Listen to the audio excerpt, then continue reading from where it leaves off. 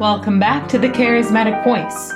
Last month, the most requested song by you was In Maidjan, performed by Heilung. Thank you so much for your requests. We received over 1,000 requests for this song, so that's what we're doing today. This is going to be taken from their 2017 performance at Castlefest. And the first time I saw them, I believe it was from this same concert, it was incredible. It was really, really amazing. So I'm really curious, how much more amazing can it get? Let's get to it.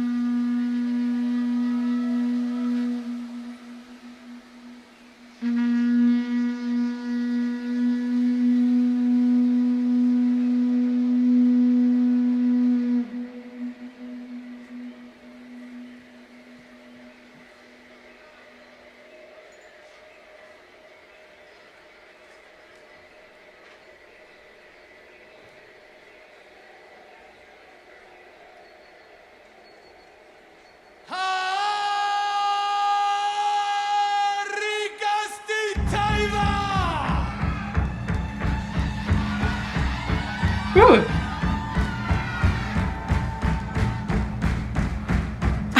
Okay, before we get too much further, I want to talk a little bit about the context of this. I understand that in Maidjan means to corrupt, and that the entire concept of the album this is from is about a peaceful village essentially being corrupted by war. So when I first heard this horn, I thought, I wonder if that's like a horn that would be for calling people to war. Maybe. I think we're going to probably get a little more context here. Of course, Heilung doesn't often use lyrics that are really easy for people of modern days to understand. I think this, we might have some Proto-Germanic languages in here. They use a lot of different languages, so we might not understand every word, but I'm going to be looking for meaning in the sounds that they've chosen and understanding the context of that album.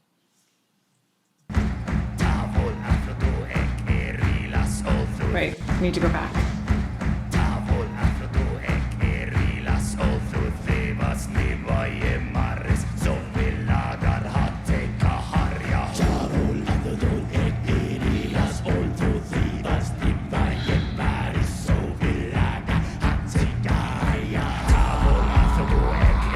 Oh.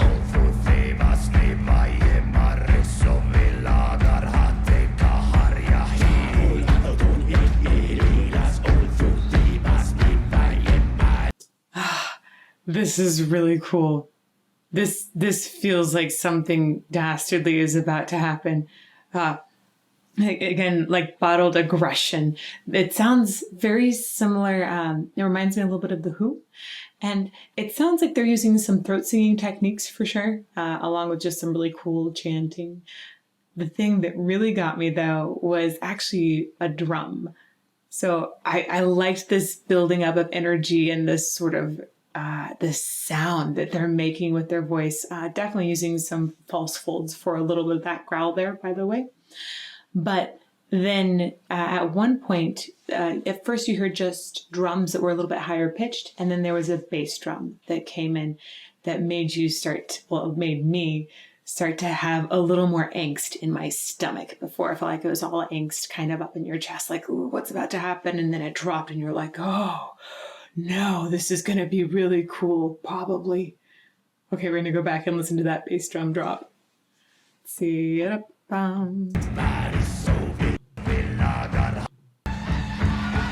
So those are really higher drums at this point. And the claps are also higher pitched.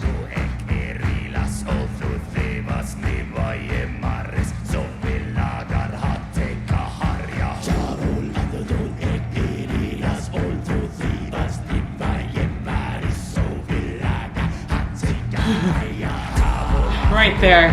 Oh.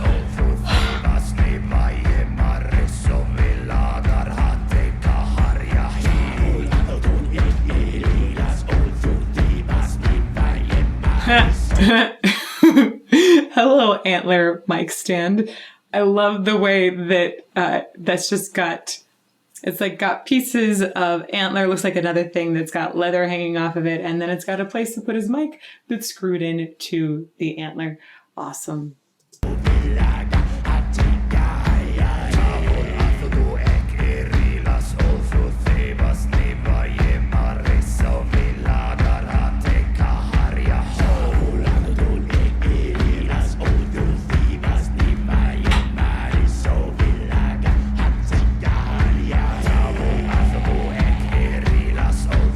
Man, this fry sound that our main guy here is making, it's really solidly locked into a pitch. I think we would define this as throat singing, but it's frying on a very low pitch the entire time, and there's some good resonance to it. It's like almost pretty for fry, but also primal. Very, very interesting sound.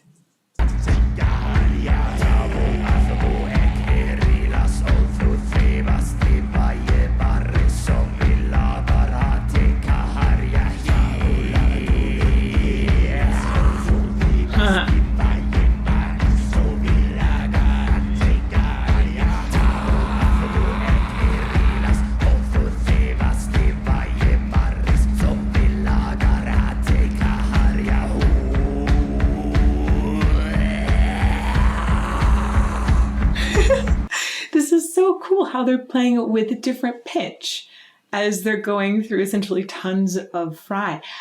There's that low pitch that the main guy has been sustaining, but then he slid all the way up.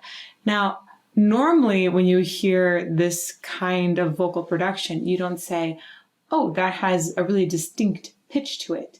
And that's because it's actually making a little bit more noise for the most part. So if you were to look at that like in a spectrogram, which is imaging to see different frequencies, you would see not really a bright line that says, hey, the pitch is right here at 440 hertz, but you would see sort of like more fuzz around it, indicating more noise. But if we took his voice and we put it in that same sort of program to look at what frequencies or what those sound waves essentially would appear like, we would see that there was a defined pitch at the bottom that had a lot of noise around it and definitely raised up at the end. So main guy has a lot more pitch to what he's doing. And then the other guys, they sounded like they were generally higher, but a little bit less defined on the pitch. Let's keep going. Oh, no, let's go back and listen to that slide up one more time. I wanted to hear that.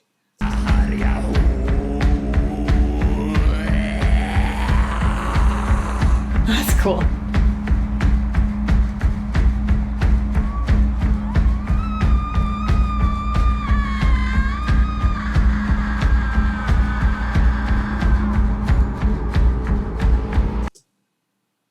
Did you guys recommend this because I make that noise?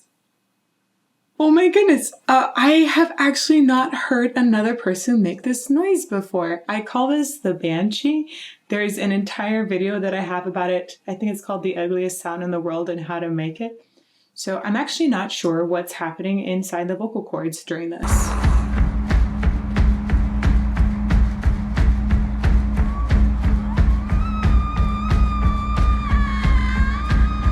So what she's starting on top, I think that's essentially the sound that she's making here. The top bit is actually working in whistle register. And then if I were to describe like how to make it, is I essentially take the whistle register down and I kind of try to hover between that and my break and go to a note that's lower. By the way, I really someday want to take a camera and look at what's actually happening inside the throat for this. It might be really uncomfortable, but I think it'd be totally worth it. This is so cool.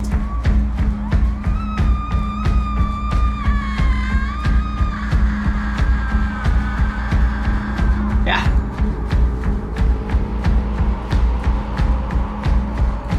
I hope she does more of that. Ooh. they had a similar call.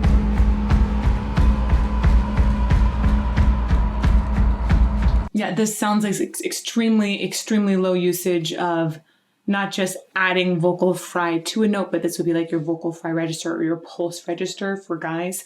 Really low, sort of growly, froggy notes almost. Lots of extended vocal technique in this.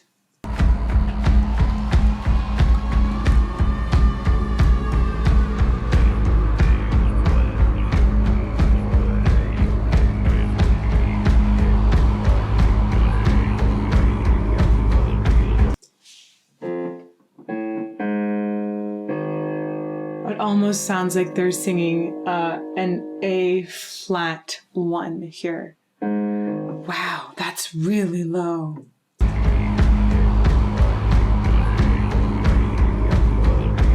Yeah, wow.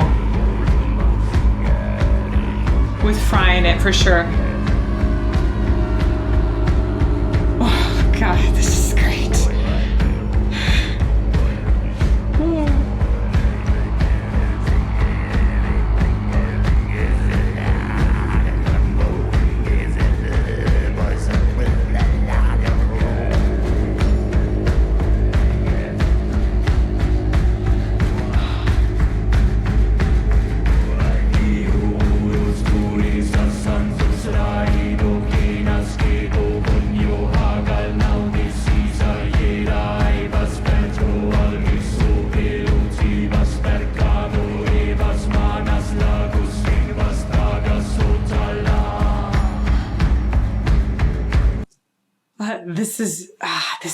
I'm loving how this song is put together so much, loving the different ways that they're using their voices.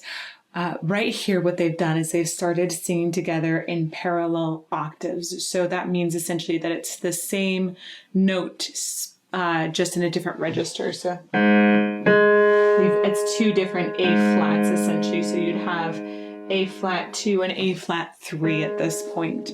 So these are both being used at the moment, and they're chanting on it. Now, this continued note that continues to go, and also the drum patterns here, that would be a term that we would refer to as an ostinato, basically saying it's repeating over and over while other things happen on top of it. If you want to learn a lot more about that, I just released a music appreciation course ready for pre-registration. It opens on December 15th. Anyhow, let's go back to that so you hear it a little more.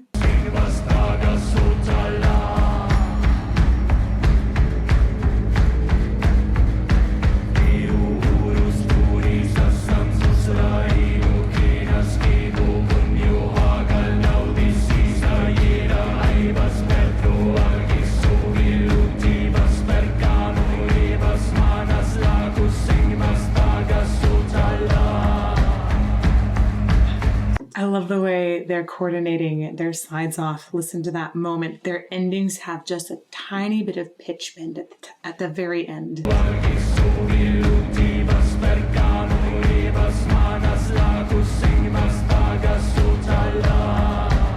Huh. Nice.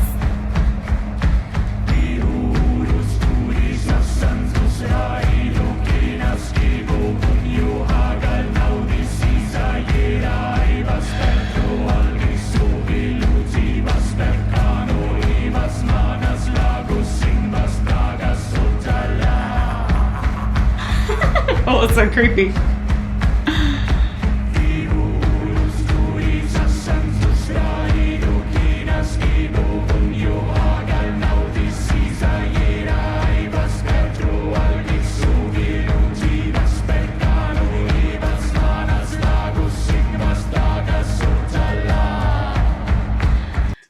I love the way they're matching vowels.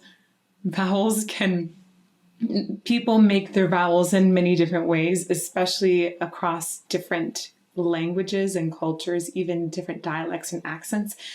The vowels are just formed differently, but there is a way to sing really pure vowels. And there's also a way to essentially sense how another person is singing a vowel and create a blend, sort of shift what's happening in your mouth so that it sounds similar to that person's vowel. It's a little more difficult to do when you're on microphones. It's easier to blend a bunch when you have each other just essentially in a room together. That's one of the really great delights of being in a choir. They're doing a really beautiful job here, though, of matching vowels. Also, I think that many of these people aren't from the same country, probably didn't grow up with the same language, and who knows what this language is. So it's extra admirable that they are all matching vowels really, really well, not to mention good timing of their consonants.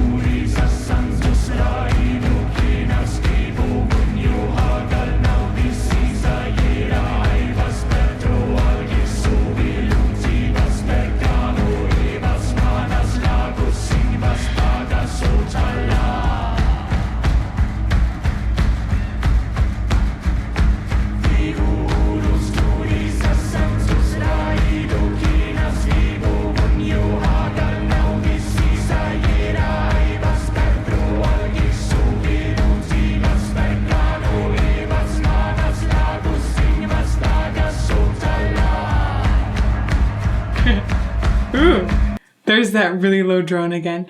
And it's really fun. I want to talk really briefly about their costumes and their instruments. I understand that most of their instruments are handmade. I would guess the same about their costumes. These people would probably be really fun to LARP with, just saying, or play D&D with. We're playing D&D again soon if you want to catch it on Twitch, by the way.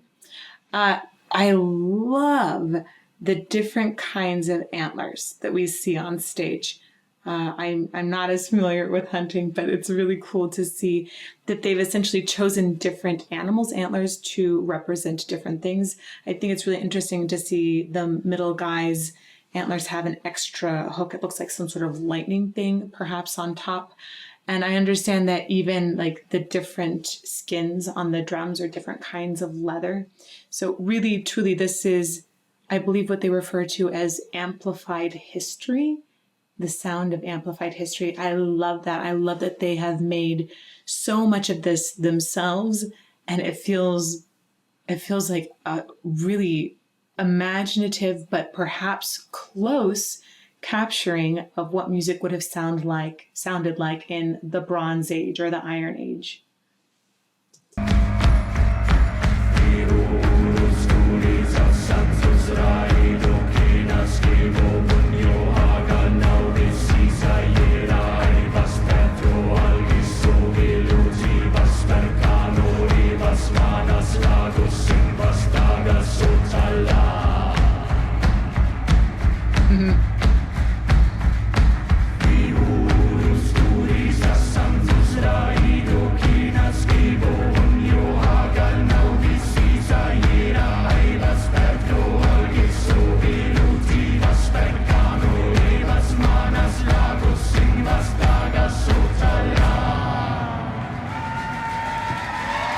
Whoa.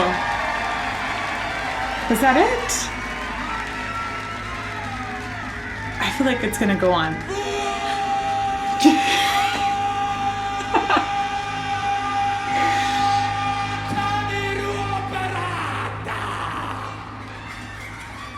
That's a great scream.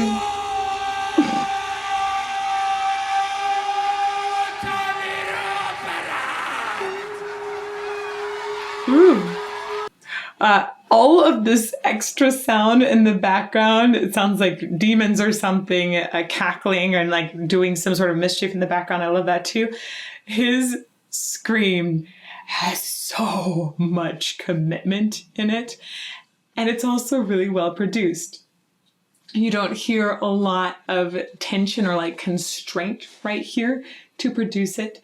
you can tell that he has, or I can tell that he's just taken like a really low breath and is really full in his body support for that sound. You can even see his hands are out, and that can be helpful for continuing to expand your rib cage so that your air doesn't just shoot up your throat and smack your larynx.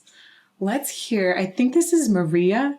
I have not heard her sing on her own very much, so I'm hoping I get to really listen to her voice now.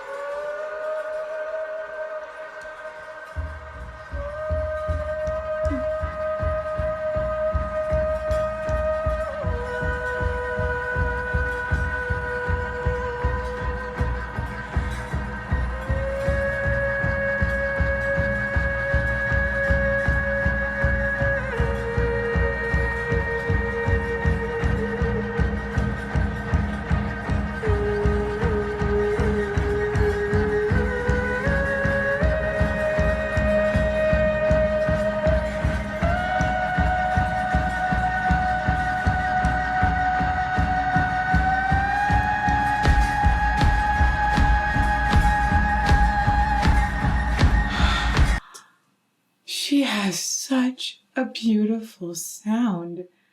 It's so pure. Wow. It's like, it's like an angel. It's such a beautiful and clean sound. I love, love, love her voice. I would love to hear so much more of her. I love the way she added little ornaments. It was like little, almost like, it was like allowing vibrato to go like just really briefly, which essentially connected these ornaments, or doing like a laryngeal shake in some ways that helped to these really fast ornaments. That was super cool. On top of that, we're going to go back and listen to her again. But this is a really interesting bowed instrument that they're using. It looks like some sort of sinew, I think is what it would be, that's on a pipe? I don't know. I don't think they would have pipes back then like this, or maybe they would. I'm not sure. I don't know. That's interesting. I'm really curious how they made that.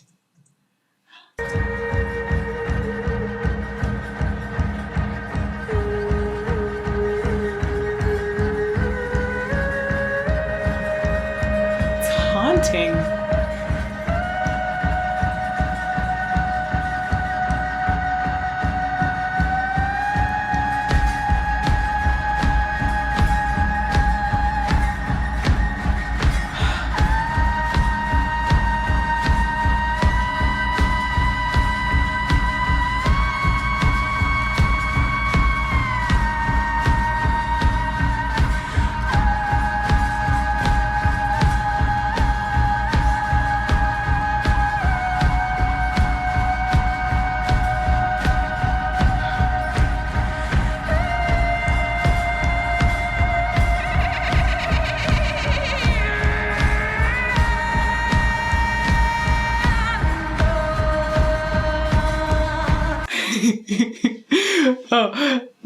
Okay, vocal nerd is coming out in full force. I'm so sorry. I'm going to nerd out about this for a bit.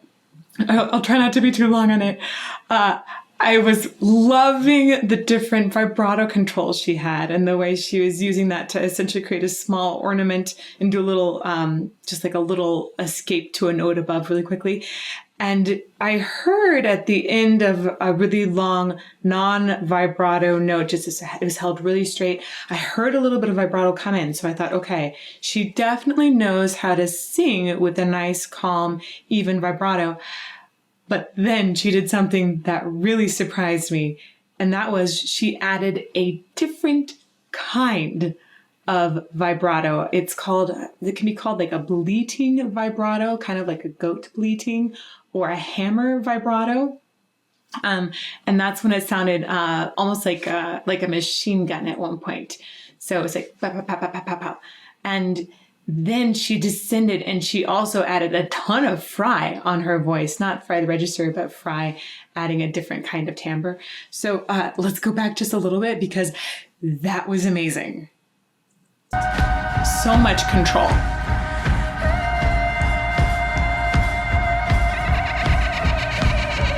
So that is that other kind of vibrato. This is a hammer vibrato, essentially, or a bleating vibrato, but it's really overdone here too.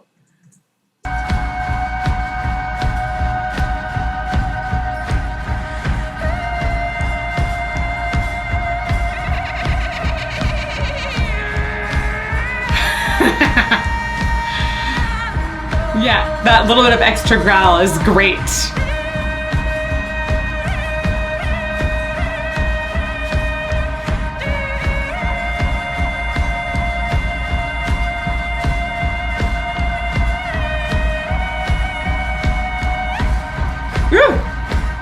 I love the little like yip off that she did there too. Also particularly interesting to note that she is singing sounds like almost an E vowel, but it's actually, I think she's probably mixing the vowels. So it means kind of pulling from two different vowels. E, maybe having a teensy bit of an U in it. So like it'd be almost like an umlauted E. E, so you'd have like a combination between U and E. That's cool because I know that a lot of vocal warm-ups are particularly great. I like to do them with a mixed vowel. And I think that's fascinating that she's chosen not to just have a pure E vowel here the whole time. It sounded like she even started with U at one point, went towards E. So she's been playing back and forth between different amounts of mixing that vowel.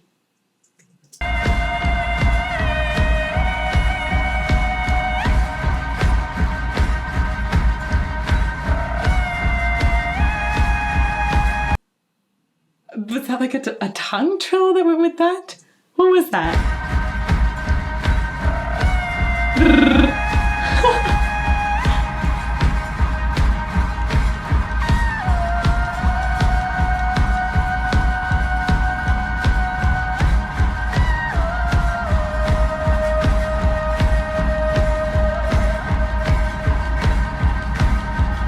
I think there's like an ow, maybe. So again, she's playing with these vowels in a really cool way too.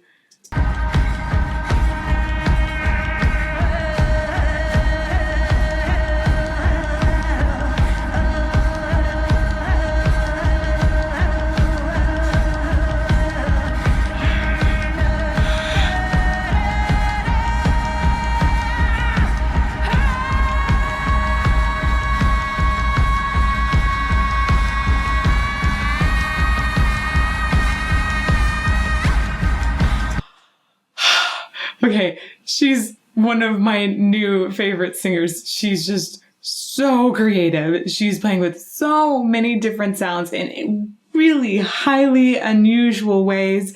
I want to know what inspires her. This is incredible. She, before this last low part, that was her head voice when she was doing the ahs. And then she came down here and she was in a really amazing chest. And again, ornamenting that down below. And then when she went up, it sounded like she even took that chest into a belt that was really high so much that it started to fray a little bit on the edges. She is a master at controlling different sounds and colors in her voice. Listen to that last little fray once, last little bit of fray once more.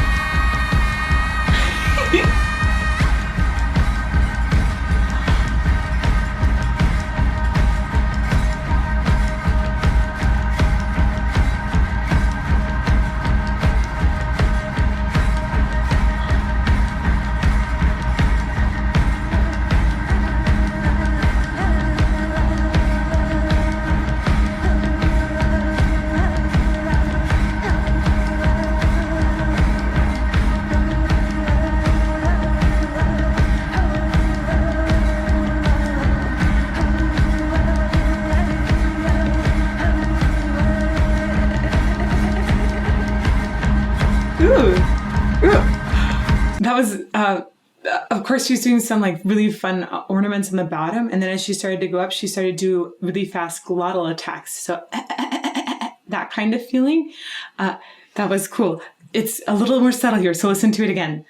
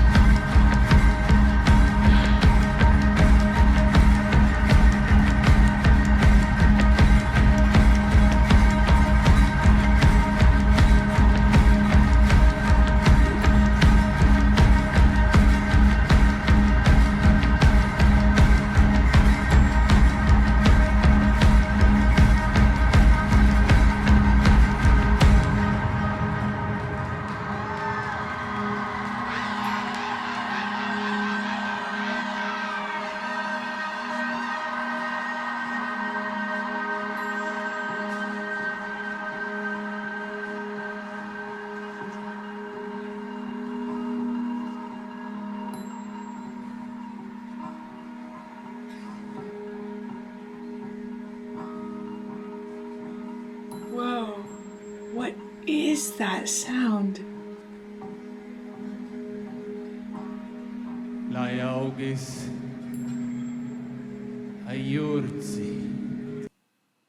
I'm gonna catch this again in just a moment. I've been wondering this whole time, are the sounds that are in the background, is that the audience? I think this is a Castle Fest, so I imagine that there are some really awesome medieval sounds that are happening around, but it sounded like they almost had some additional vocalizations that maybe they pre-planned to be there. I'm not sure if that was crowd participation. I love those extra sounds that were made to go with this. This instrument that that she's playing, it looks like with her thumb, is fascinating. I still have no idea what it is. Please comment below if you do know what that is or what they call it. Did they make it up just for this, or does it have a traceable history? I'm really curious. Here it is right here. So interesting. It looks like the bowed one.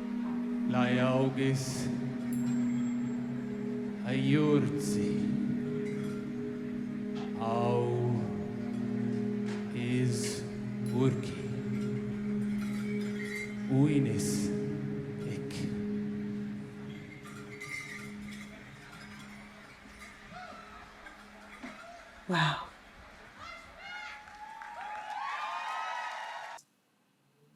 I don't know what that ending, what those ending words meant, but if I can in post, I'll try and go find out what those were and put them below so that we all get a better appreciation for what he just said.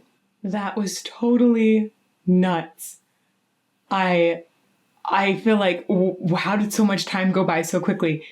It was way too much fun to get to look into all of the different sounds that they made, and especially Maria. Wow. I want to know where she came up with these sounds from. I totally want to make banshee noises with her. If she wants to do a banshee duet, please let me know. I am down to record that banshee duet. This, just an incredible experience overall too. Their music, the feeling of it, I feel it through headphones and through watching this video, but I imagine that it is even more incredible to experience in person. It has an almost, what would I call it? Like a meditational vibe. It feels like it takes you to another dimension. It feels like something out of another time, which is absolutely what they're going for, and amazing that they're able to achieve that. I don't think I've heard anything like it. It's just really incredible. Thank you to all of you for this amazing recommendation. I guess you knew that I would geek out over her voice. I did not realize how amazing she was during the previous Heilung video, so thank you so much for your 1,000+ recommendations to do this one. Please keep making recommendations down below. We do look at those and tally them, and also come and join me here on YouTube for live premieres every Tuesday, Monday, and Friday at 8 a.m. Arizona time. And if you want to learn more about music appreciation or singing, check out my courses online at The Charismatic Voice. I'll see you somewhere else soon.